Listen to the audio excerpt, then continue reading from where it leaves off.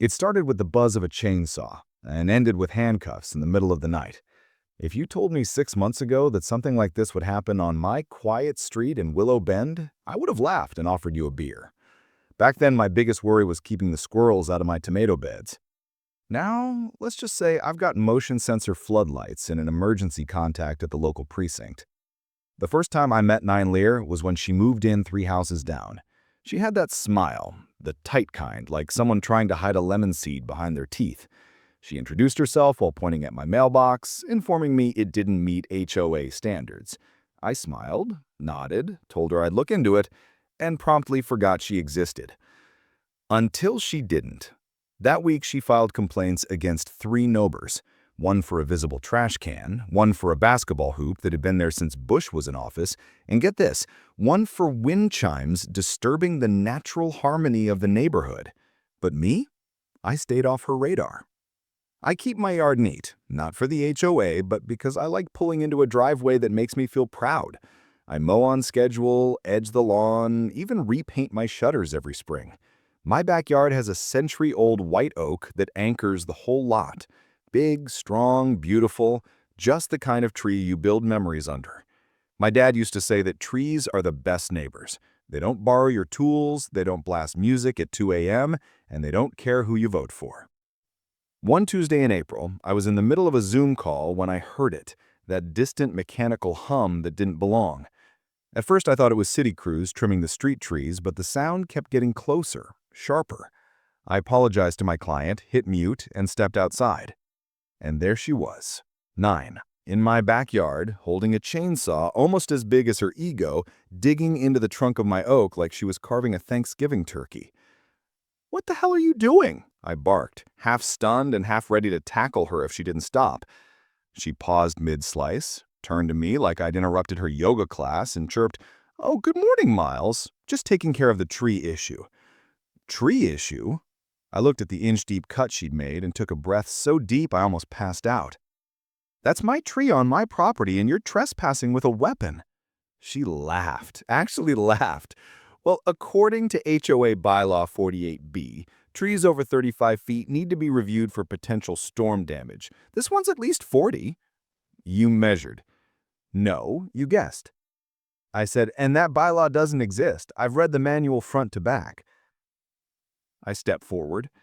"Even if it did, you can't just stroll into someone's yard and take down a tree like you're Paul Bunyan in a tracksuit."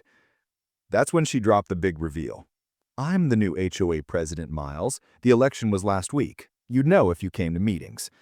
Now, I'd heard whispers about Nine Lear worming her way into the landscaping committee, but president? That was news to everyone. I told her flat out, even if you were, which you're not, you'd need permits, process, and common sense, none of which you seem to possess. She pouted, set down the chainsaw, and said, "Well, then you can expect a violation notice, daily fines until the tree is removed." She left with a flourish, heels clicking like punctuation marks. I stood there staring at the cut in my tree, my heart hammering with fury. First thing I did, called my friend Logan, a property attorney who lives 2 streets over, told him the story. He nearly spit his coffee out. He said, "Document everything, call the cops, install cameras, and take photos of the cut. That tree might be worth more than her house." Logan was right. The cops came within the hour. Officer Singh and Officer Morales walked to the yard with me. Singh took one look at the tree and said, "This is felony territory. That tree is over 100 years old." I filed a report. Morales warned me Nine Lear might escalate, and I believed him. That afternoon, I got a letter in the mail, official-looking HOA letterhead and everything. It accused me of violating a non-existent bylaw and fined me $500 plus $100 a day until the tree was removed. Signed by President Nine Lear in cursive so large it looked like a third-grader science fair project.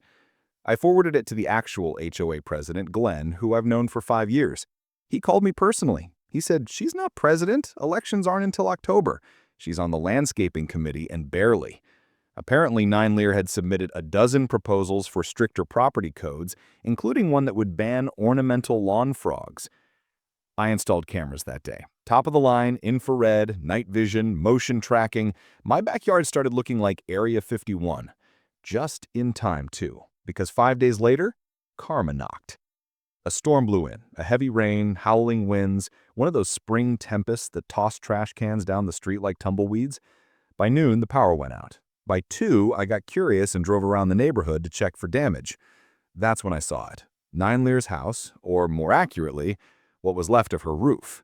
A giant pine from her front yard, one that had clearly been dead for years, had finally come down right into her living room. I pulled over and joined a small crowd of neighbors. Alina, who lives next door, whispered, "She refused to remove that tree, said it was part of the aesthetic." The irony hit like thunder. The woman who tried to cut down my healthy oak because it might drop leaves in her yard had ignored an actual hazard 10 feet from her own porch. Firefighters were already on scene, no injuries thankfully. But as I turned to leave, Nine Lear spotted me, and like a banshee in a bathrobe, she stormed across her lawn. "This is your fault," she screamed. I blinked. "Excuse me? You reported my tree. You did this to get back at me."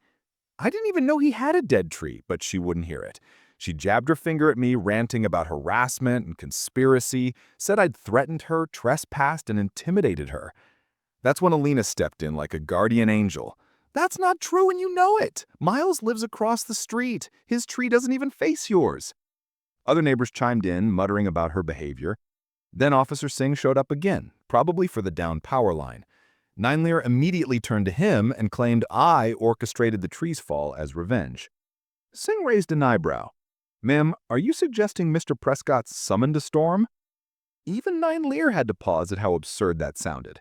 She backed off, muttered something about retaliation, then stomped back toward her collapsing roof.